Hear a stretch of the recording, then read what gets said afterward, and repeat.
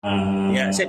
Selamat datang Bapak Doni dan juga Bapak Erik dan juga Bapak Kuno. Kita langsung saja kita mulai diskusinya. Tadi sempat menyinggung tentang bagaimana AI sudah menjadi bagian dari kehidupan kita sehari-hari ya. Sebagai mahasiswa sekaligus menjadi gerbang karir di masa depan. Tadi juga sempat saya sampaikan juga ke mahasiswa bahwa ada salah satu yang simple untuk memahami AI yaitu Google Teachable Machine. Ya, di situ ada kalau teman ingin memahaminya, kamu bisa lihat yang simple-simple dulu ya. Oke, pertanyaan pertama untuk Mas Doni. Kita langsung aja ya, Mas Doni, boleh ya, izin ya. Oke, saya takutnya teman-teman mahasiswa ini udah mulai lelah kali ya, tapi mudah-mudahan tetap terjaga semangatnya ya, karena memang dia itu sering menjadi bagian dari kehidupan kita sehari-hari ya. Tapi dia sifatnya bukan menggantikan kita, tapi membantu kita ya, teman-teman semua ya. Oke? Apa bedanya laptop biasa dengan laptop yang sudah ada AI-nya buat mahasiswa? Lalu apa manfaat paling terasa buat mahasiswa? Apakah dia lebih hemat kuota atau lebih cepat atau lebih aman? Oke, bedanya ya antara non AI dengan yang AI. Jadi sebenarnya yang AI kita bisa running AI lokal on device. Biasanya pertanyaannya ke saya loh, berarti kalau misalnya laptop saya nggak laptop AI, berarti bisa nggak mas? Pertanyaannya seperti itu. Kalau saya balikin, bisa nggak? Misalnya nih, laptop saya nggak ada AI-nya, terus saya jalanin lokal on device menggunakan AI. Bisa nggak? Bisa? Ya, betul Pak Arno bilang bisa pingsan. Sama kayak saya rasa di sini semua suka sama stick ya.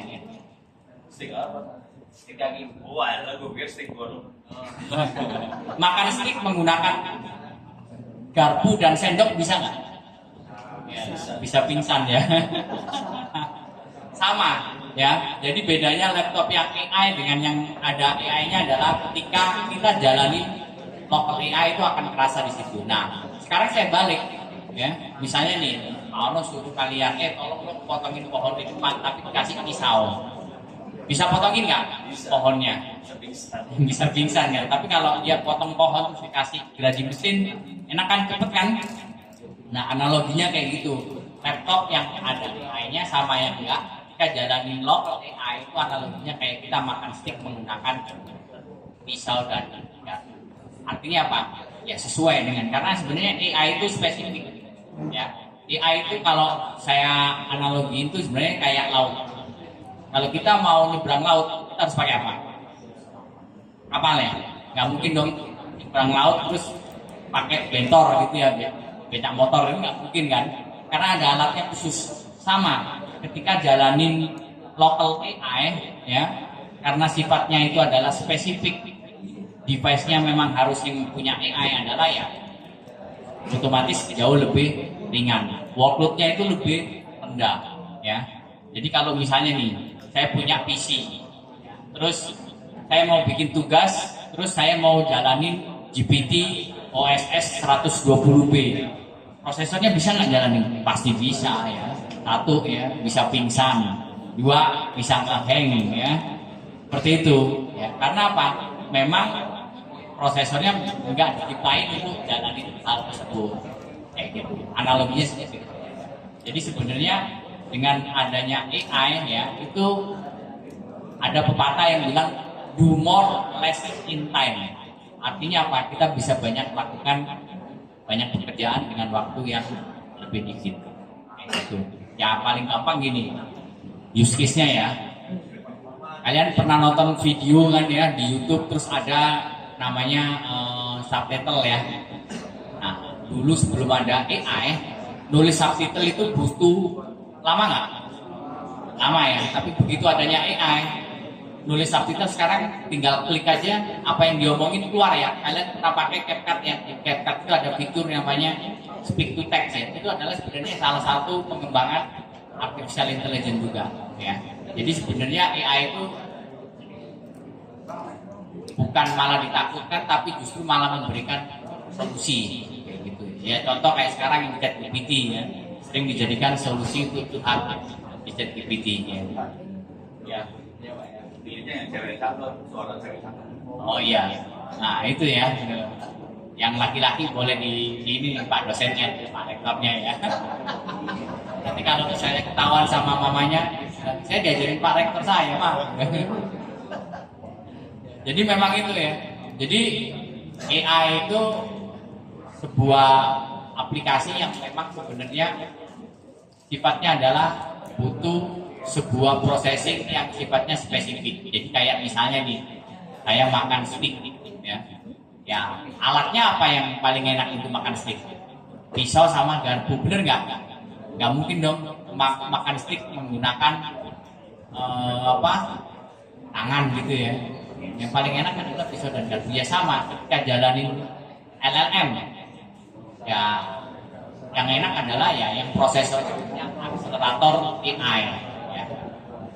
Seperti itu ya. Mungkin. Oke, baik. Bedanya ya. Oke, baik Pak Doni, terima kasih banyak. Atau teman-teman punya jawaban lain? Apa sudah merasakan enaknya ketika kita udah ada AI-nya, laptopnya? Apa ada yang belum merasakan? Kalau ada yang belum merasakan bisa langsung diangkat aja tangannya ya. Nanti saya persilakan ke depan untuk menanyakan lebih lanjut ya. Bagaimana ya itu ya, teman-teman ya. Oke. Selanjutnya untuk Pak Erik. Pak Erik setelah mahasiswa biasa memakai aplikasi Illustrator, kapan saatnya mereka itu mulai beralih dari pengguna menjadi pembuat teknologi AI? Dan di situ bagaimana peran platform seperti AMD ROCm, Pak Erik ya? Sebenarnya kalau menurut saya sih sepatu lebih baik sih, tapi kalau menurut Pak Erik bagaimana? Silakan. Oke. Iya, jadi kalau ngomongin tadi dari pengguna jadi yang membuat ya, kita ngomongin LLM ya. Sekarang sebenarnya sekarang kalau kita lihat dari kebutuhan ya, kalau ini kan teman-teman kan semua masih belajar ya, tapi nantinya pasti kan mau bekerja ya, pasti di profesional di IT. Dimana kalau kita lihat sekarang ini ya, saya bisa share bahwa sekarang ini hampir banyak sekali perusahaan-perusahaan yang nyari untuk orang yang ngerti untuk di area AI. Ya biasanya salah satunya di area ngomongin data science. Ya jadi kita ngomongin bank-bank besar ya, bank ya salah satu bank terbesar ya di Indonesia swasta yang warna biru ya, itu sekarang even tim data science banyak sekali ya, jadi mereka butuh banyak orang yang ngerti AI, yang ngerti ya, nggak cuma ngomongin IT biasa, tapi maunya yang ngerti AI ya, bisa ngomongin dari Python, LLM ya, ngomongin pakai jalan Jupyter Notebook ya, dan banyak lagi.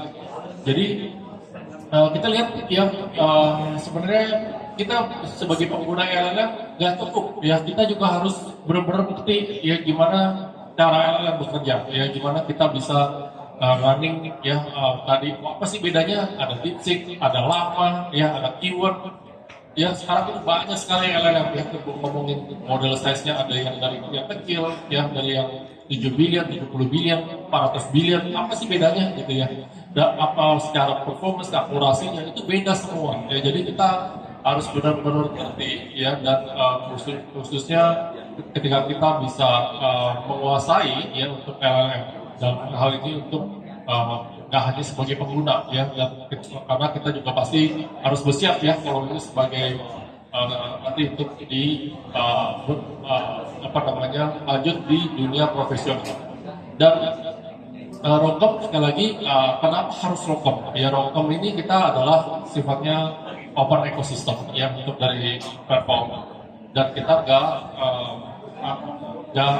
dikhususkan ke satu framework sendiri ya. Dan dalam hal ini kita akan melihat khususnya nanti perusahaan-perusahaan di dunia bisnis juga akan banyak menggunakan AMD ROCm ya, dan juga ini mempersiapkan buat teman-teman juga nih, nanti ketika masuk ke dunia perusahaan, untuk dunia kerja, udah langsung bisa, udah langsung tahu. Jadi ketika ini bisa cepat adaptasi juga, bisa khususnya menguasai untuk di area AI dan dengan menggunakan AMD Instinct, AMD Rotom, ya, dan Razer AI juga. Ya, jadi itu sih sebenarnya gimana kita bisa meningkatkan ya kapabilitas kita sebelum masuk ke dunia kerja.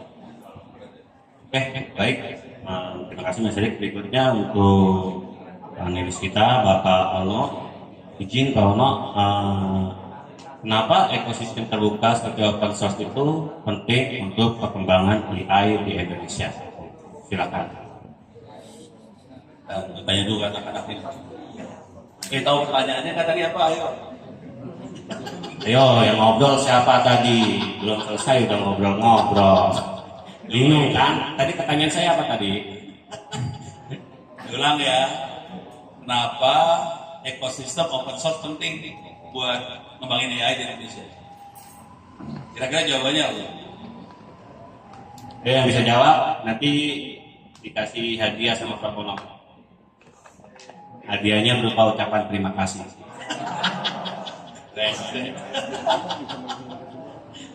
Kenapa kira-kira open source penting? Ya, betul. Karena bersifat terbuka. Ya, open source mah buka. Kenapa penting? Karena bisa digunakan oleh semua orang gitu. Semua orang bisa pakai ya. Wah, ini keren lagi nih. Ini parah. Agar pengembangannya bisa dipermudah lagi, pengembangan software atau proyek-proyek yang lainnya, proyek open source bisa lebih dipermudah. Kita bisa lihat source code-nya ya. Bisa lihat source code, bisa copy paste, akhirnya kita bisa modifikasi, jadi lebih bagus lagi ya. Jadi kira-kira gitu sih. Pertanyaannya, berapa orang yang pernah lihat source code-nya Olama?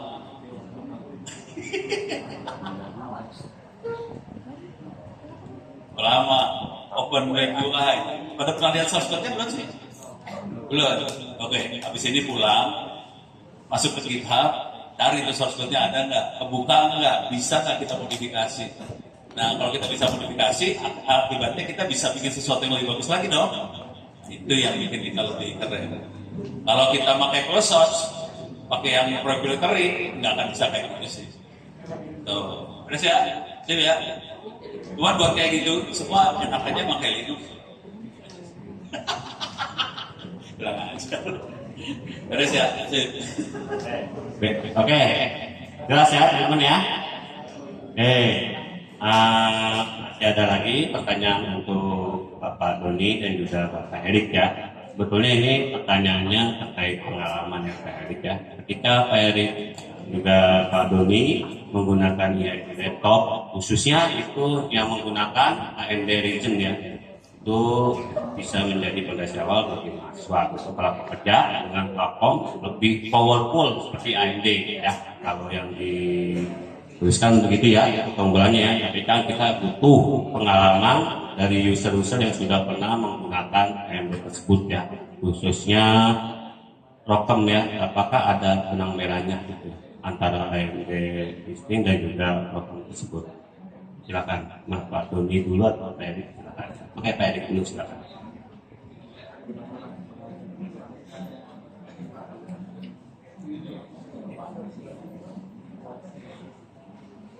Iya, oke. Benang merah, ya sebenarnya ya jelas ya untuk AMD Instinct tadi untuk dari sisi GPU hardware-nya ya, AMD Rotom itu untuk platform untuk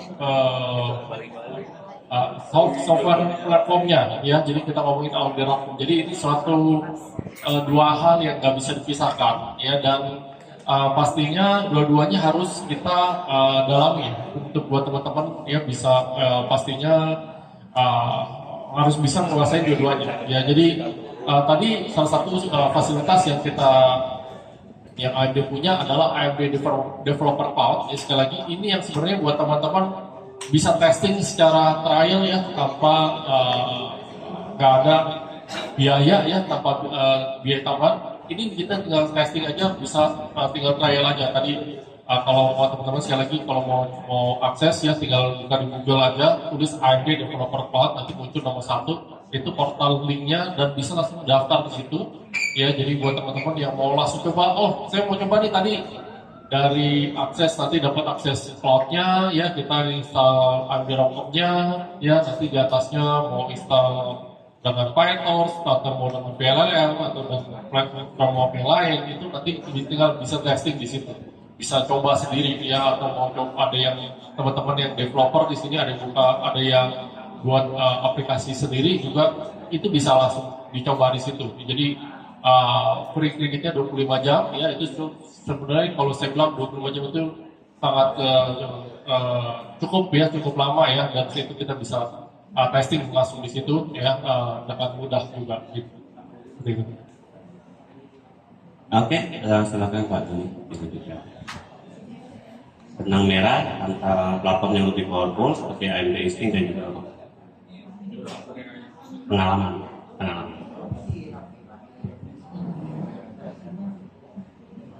Jadi sebenarnya penggunaan Ryzen AI ya. Sebenarnya kalau kita ngomongin garis besar AI sendiri itu kan kita bisa akses inference-nya bisa dua hal ya. Satu on cloud, satu on device. Benar nggak? Enaknya kalau on cloud ya berarti nggak perlu device canggih. Ya, mau device jadul aja bisa. Ya. Cuman satu hal yang kalian harus garis bawahi adalah pastikan punya duit tambahan untuk subscribe. Apalagi kalau udah ngelakuin fine tuning. Ya, kalau kita udah ngelakuin fine tuning, biasanya API-nya itu dikasih per token per dolar. Ya. Ya kayak contoh nih, masuk ke API-nya ChatGPT kan bisa tuh. Ya kan? Terus kita lakukan fine tuning, ini bisa sebenarnya gitu ya. Nah, tapi tokennya dicas per dolar ya. Jadi ketika dia proses kan keluar namanya tokens ya. Jadi semua inference AI itu ukuran byte-nya itu kan kalau misalnya download, kalian download file nih, ukurannya kan byte ya, gigabyte. Nah kalau ini ukurannya token ya kayak listrik kayak gitu. Nah kita bayar tokennya. Nah untuk fine tuning ya, kalau yang cloud itu biasanya dibayar per token per dolar ya. Nah enaknya yang on device, yang lokal adalah ya kita bisa lakukan modifikasi ya. Contohnya mungkin saya pernah dengar videonya Pak Ono nih, misalnya bikin kurikulum tinggal masukin ke lama, habis itu dimodifikasi ya, itu kita nggak perlu berbayar dari sisi API-nya ya. Karena apa? API-nya biasanya kalau yang gratis itu biasanya berbayar, makanya kenapa perlu open source itu tujuannya ada salah satunya adalah itu kita bisa dapetin API dengan mudah sekali ya. Contoh nih di GitHub ya, kita bongkar di GitHub ya, source kodenya kan nggak perlu bayar ya, gratis ya kayak gitu. Nah kalau menggunakan on device. Nah yang kedua adalah dari sisi keamanan. Tentunya ketika kita ngelakuin AI on lokal itu adalah keamanannya lebih terjamin ya. Misalnya kalian bekerja di satu perusahaan, jadi data scientist ya, lagi pusing-pusing, waduh saya disuruh bos saya pusing, terus tanya ke AI, datanya tinggal dilempar aja ke AI, habis itu kita lakukan prediksi. Jadi AI itu bisa memprediksi dengan data yang ada ini bagaimana revenue perusahaan, itu kita bisa prediksi. Nah bayangin kalau lemparnya di nol. Karena kemarin DeepSeek aja sempat kebobolan kan? Pernah dengar nggak kalau DeepSeek sempat kebobolan ya? Nah, karena itu ya, suatu hari mungkin ada orang yang mau meretas, ya udah, otomatis syarat ketentuan berlakunya kalian udah harus tahu. Nah, enaknya ketika ngelakuin lokal, semua proses di lokal ya. Jadi kalau misalnya nih, amit-amit ya, ada orang yang ngeretas ya, biasanya orang yang ngeretas adalah ya orang yang sering akses laptop tersebut. Simpelnya gitu, gampangnya gitu. Jadi bisa ditebak.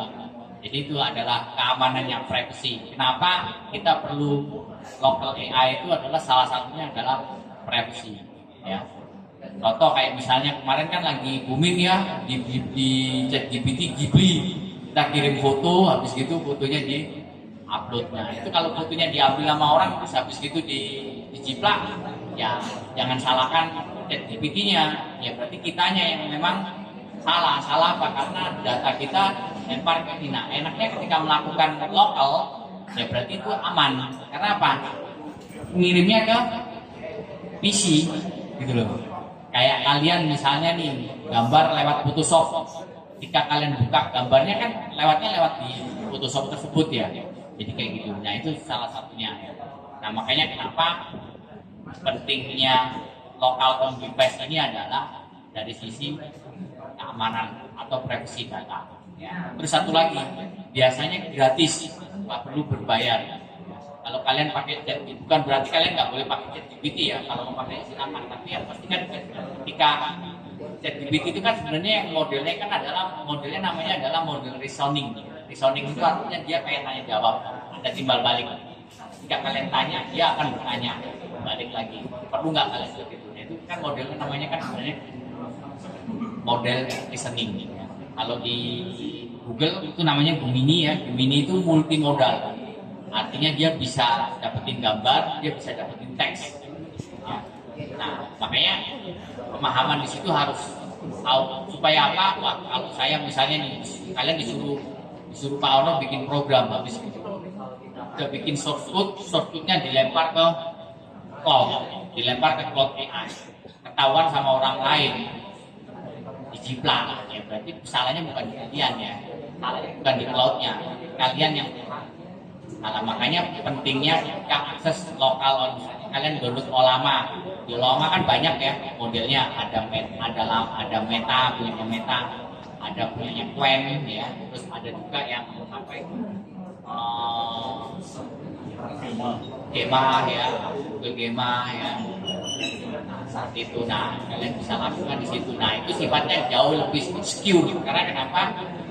Prosesnya cuma ketika ngelakuin local device, contoh misalnya menggunakan Olama, itu enaknya satu, kalian perlu laptop yang memang bisa ngelakuin AI on device. Enaknya di situ. Makanya dengan adanya Ryzen AI itu adalah solusi kalau user mau sering mengatik local device. Salah satu solusinya adalah kita menggunakan memang device-nya memang sudah support untuk aplikasi. Mungkin itu ya. Luar biasa ya pengalaman yang telah disampaikan oleh Mas Doni dan juga Pak Erik terkait tentang menggunakan AI yang menggunakan intelijen ya, khususnya yaitu AI testing dan juga open. Baik, selanjutnya untuk Pak Erik ini masih ada 2 pertanyaan lagi. Paling nanti saya tambah 1 pertanyaan lagi. Ini kan untuk narasumber semua ya. Nanti mungkin ada 1 pertanyaan untuk peserta nantinya ya. Saya tahu kalau peserta ini betul-betul mengikuti workshop ini dengan baik ya. Baik, Pak Erik izin ada istilah kan bebas dari vendor login ya. Tadi kan ada sumber terbuka. Nah ini kalau seandainya kita ada di ekosistem AI yang tertutup, apa risiko nyata yang akan dihadapi oleh developer atau perusahaan? Dan bagaimana broker ini memberikan kebebasan lebih? Silakan Pak Erik. Baik, ya. Jadi ini jadi sekali lagi ya, ini salah satu saya bilang untuk kelebihan dan advantage ya ketika kita menggunakan AMD Instinct dan AMD Rocker untuk dari sisi platform ekosistem. Ya, jadi ketika kita membawa semangat untuk open ekosistem ya dengan nggak ada vendor lock-in, artinya apa? Artinya pertama di sini ya buat kita sebagai user atau mungkin kalau di bisnis ya buat perusahaan ya sebenarnya mereka nggak terikat ke satu brand ya, ke satu merek ya. Di sini mungkin salah satunya kalau kita bandingkan yang non AMD sekarang mereka bikin kayak namanya appliance ya, udah ada brand sendiri ya, dan itu harus pakai itu gitu ya. Nah kalau AMD enggak, kita kolaborasi ya dengan semua brand, semua framework, semua software yang ada di market. Artinya buat pertama kalau untuk di bisnis buat perusahaan ya mereka bisa mendapatkan untuk dan pertama dari sisi cost atau biaya yang lebih efisien ya, jadi nggak harus terpatok ke satu standar ya, dan dari sisi biaya bisa lebih efisien juga ya, dan semua buat kita developer juga lebih mudah ya. Jadi kalau misalnya kita mungkin ada mau pakai satu framework yang mungkin nggak apa namanya yang baru itu pun kita pasti support biasanya untuk dari sisi kompatibilitas. Jadi itu yang buat kita developer juga memudahkan gitu ya dengan kita menggunakan artinya semua dengan open standard open ecosystem yang semangatnya seperti itu. Jadi memudahkan kita buat developer dan buat bisnis juga untuk mendapatkan untuk dari sisi biaya ya mereka nggak harus terpatok ke satu standar seperti itu. Itu sih. Terima kasih Pak Erik. Baik, berikutnya untuk semua panelis, ini saya mohon izin untuk semua panelis nanti ketika menjawab barangkali bisa diajak komunikasi juga pesertanya karena ini terkait. Saya yakin teman-teman mahasiswa di sini semuanya ingin memulai perjalanan mereka di dunia AI. Hanya saja mungkin mereka terkendala apa sih yang mau mereka kerjakan. Itu ya Pak Prono, Pak Doni dan juga Pak Erik mau diberikan nanti pesan atau saran praktis untuk teman-teman mahasiswa khususnya di TTS ya. Baik, untuk waktu dan tempatnya dipersilakan mau Pak Ono dulu atau Pak Erik dulu, silakan. Silakan Pak Erik ya. Iya. Oke, jadi mungkin sebagai pesan-pesan ya khususnya mungkin buat teman-teman yang mau start, yang mau mulai ya belajar ya tadi dengan gimana sih develop ya mau nguasain untuk teknologi AI ya start small dulu ya dari mungkin udah teman-teman udah ada PC, ada laptop ya mau tinggal mau pakai untuk GPU ya dengan menggunakan AMD Radeon mungkin bisa start ya dengan tadi mau testing AMD Rockcom ya. Tapi kalau juga opsinya ya kalau juga teman-teman mau start juga dengan menggunakan AI PC itu juga bisa ya, itu juga opsinya kita bisa gunakan ya. Jadi baik menggunakan GPU maupun dengan AI PC ya. Dan opsi berikutnya juga pastinya ya sekali lagi ya kita udah punya fasilitas AMD Developer Cloud ya. Semoga ya buat teman-teman juga bisa manfaatkan ya. Jadi di sini AMD Developer Cloud ya kita dapat cloud aksesnya ya memudahkan buat kita buat trial langsung, testing langsung ya tanpa apa namanya kita cuma butuh koneksi ya internet ya butuh cuma 30 daftar aja tinggal langsung bisa dites semua. Jadi itu sih semoga ya sekali lagi buat teman-teman ya jangan apa namanya langsung tes aja ya untuk coba aja ya karena dengan ini ya buat teman-teman juga bisa menguasai dan mengembangkan ya untuk framework atau aplikasi yang teman-teman pakai saat ini. Ya itu saja. Selanjutnya Pak Doni izin silakan. Mulai ya. Silakan. Lebih tepatnya sih memotivasi mahasiswa di Institut Teknologi. Sebenarnya sekarang yang lagi kalau saya lihat ya, kalau yang lagi naik daun tren itu untuk AI itu OCR. Ya, mungkin kalian bisa belajar dari situ dulu ya kembangin metode sampling OCR ya itu bisa di ini ya mungkin nanti kalau misalnya mau bikin tugas prakarya ya itu OCR ya itu menarik sekali sih ya. Jadi computer vision itu sekarang lagi apa lagi ini lagi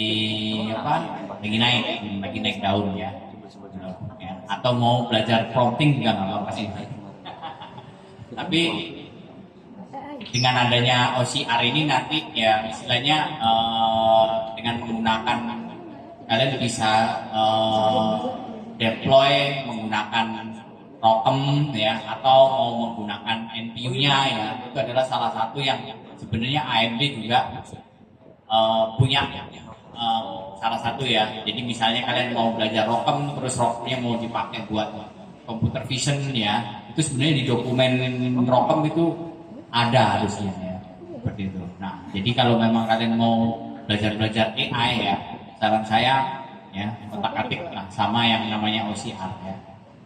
Enaknya OCR itu bisa dipakai mungkin kalian bisa kasih misalnya contoh nih paling gampang ya hapus ya misalnya mau scanning ya absensi ya bisa dilakukan atau mungkin buat admin ya dia harus nyatetin barcode kan ribet ya nyatetin barcode ya dengan OCR kan enak ya seperti itu ya sebenarnya ada satu model yang bisa manfaatin OCR itu, yaitu Gema. Ya. Google Gema itu enaknya kita bisa lakukan, kita tinggal lempar aja gambar di situ dan tolong saring teks tersebut, kita akan saring. Ya kan, ada namanya itu image to text. Ya. Jadi dari OCR itu kan sebenarnya basicnya image to text ya, kan ada text to image ya. Ketika kita prompting text, keluarnya gambar, kan ada ya seperti itu. Nah, kalau OCR itu adalah dari image jadi tulisan. Nah, di situ. Ini misalnya barcode ya, barcode dari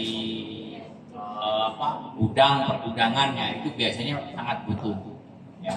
Jadi mereka nggak perlu ada kesalahan penulisan dari manusia. Ya.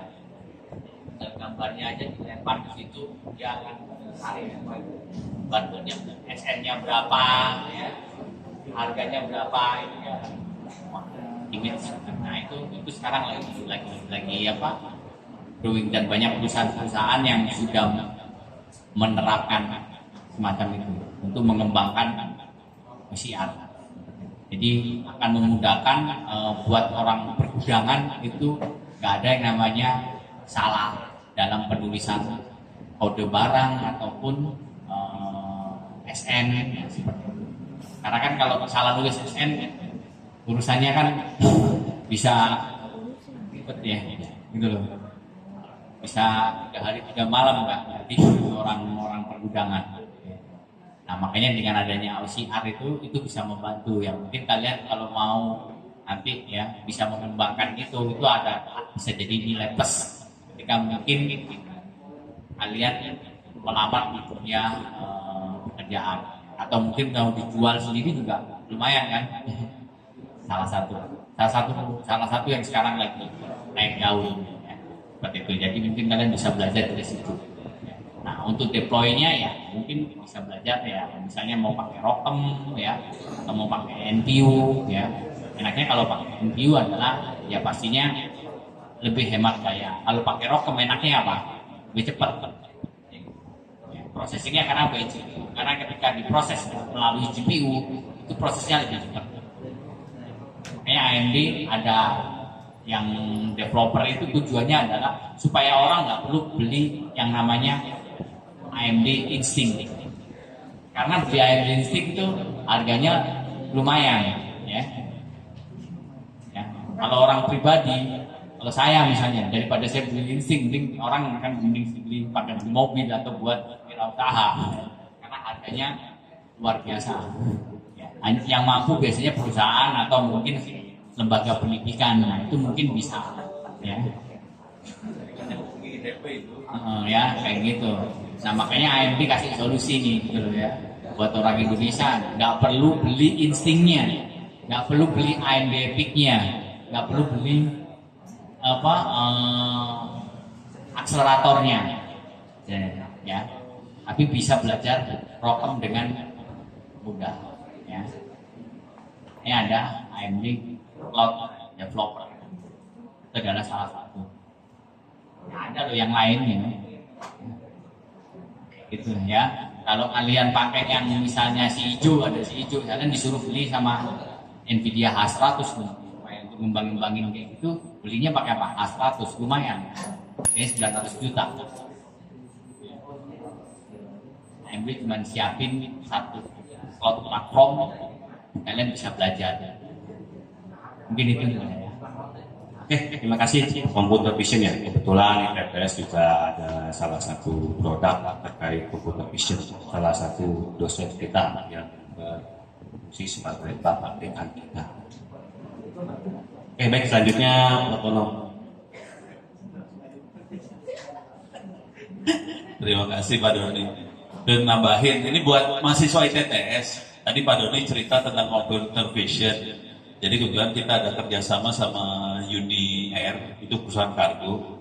Dia lagi cari 30 orang buat computer vision. Karena mereka banyak ini ya, banyak scanning dokumen-dokumen ekspor-impor. dan mereka butuh nyambungin dokumen ini ke database. Konsekuensinya dia scan, terus harus jalanin LLM yang menjalankan name entity recognition, supaya tahu ini nama, ini alamat, ini apa segala macam, terus masuk database. Itu ada kerjaan buat 30 orang.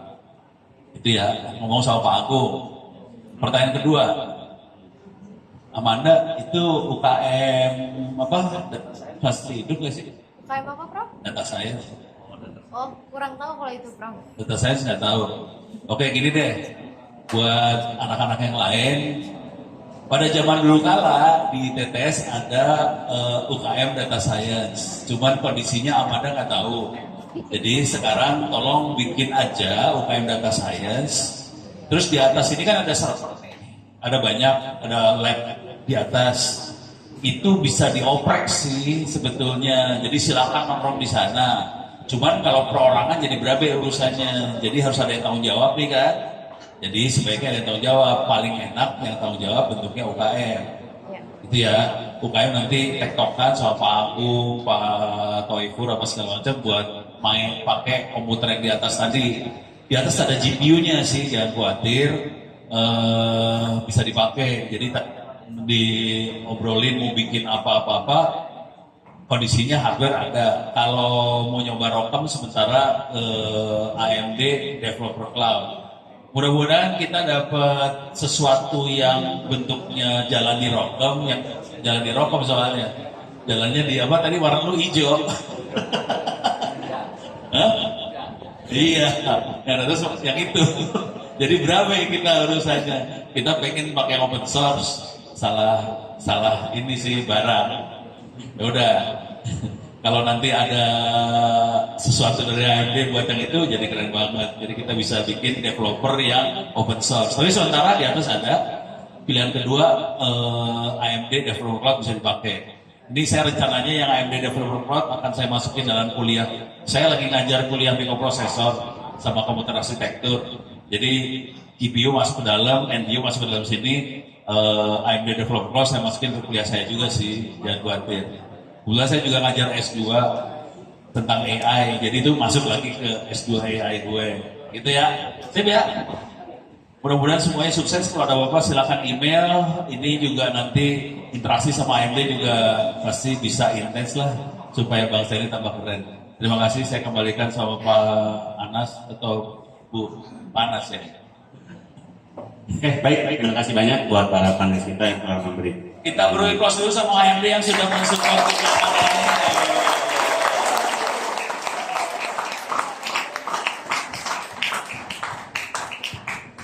Oke, terima kasih banyak untuk panelis kita yang telah memberikan motivasi terkait kita untuk memulai pekerjaan kita di dunia AI. Jadi buat teman-teman sudah siap sukses ya untuk di dunia AI atau belum? Siapa yang belum? Siap? Udah siap semua ya? Oke, kalau udah siap saya minta satu orang untuk menjawab pertanyaan saya. Kira-kira setelah teman-teman memperhatikan materinya, yang mana ada hardware yang mendukung untuk kebutuhan AI dan juga salah satu contoh penggunaan AI yaitu Techbook yang lebih tepatnya tadi ya.